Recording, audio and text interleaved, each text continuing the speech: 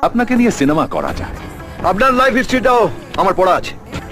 আপনার বাবা তো রণদেব পালের ওই ধুতি পাঞ্জাবি ইস্ত্রি করতো না? রণদেব পালের বেহিসেবি টাকাগুলো নিয়ে বিদেশে গিয়ে একটা ওষুধের কোম্পানি খুললেন, নাম লাইফ লাইন। কাজ বিদেশের বাতিল করা ওষুধগুলো এদেশে কম দামে কিনে চালান করে। ইন্টারেস্টিং। এই রাজ্যের যেমনি দরকার আছে আপনাকে, তেমনি আপনারও দরকার আছে আমাকে। আপনি চাইলে